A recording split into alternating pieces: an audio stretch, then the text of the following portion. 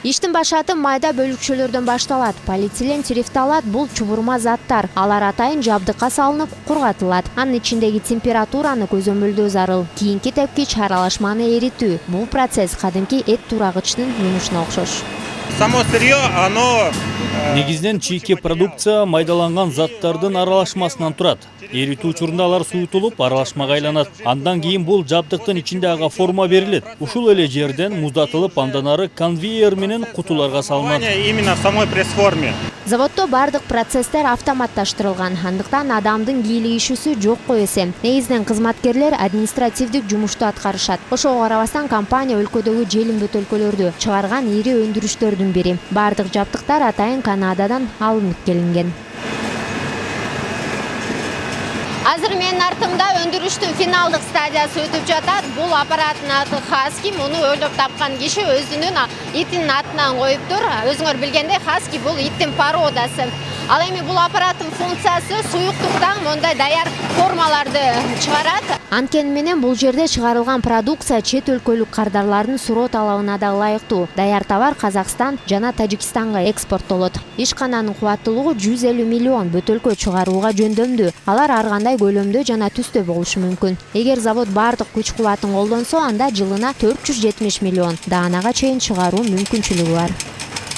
Программанын алкагында 1 миллион долларга чейин кредиттер берилет. Биздин каражатты алып, булар негизги жабдыктарды жаңыртканга жана өзлөрүнүн кубаттуулугун чоңойтконго алган болчу.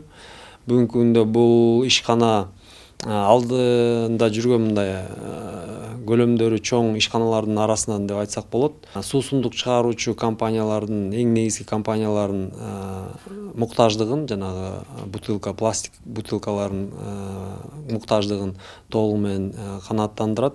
Кыргыз-Орус өнүктүрүү фондунун каржылоо саясаты Айыл чарба тармагына басым жазайт. Үстүбүздө жылда фонд аймактагы өндүрүштү колдоо максатында атайын жеңилдиктерди киргизген. Алардын бири кепилдик фонду менен түзүлгөн келишим болуп саналат.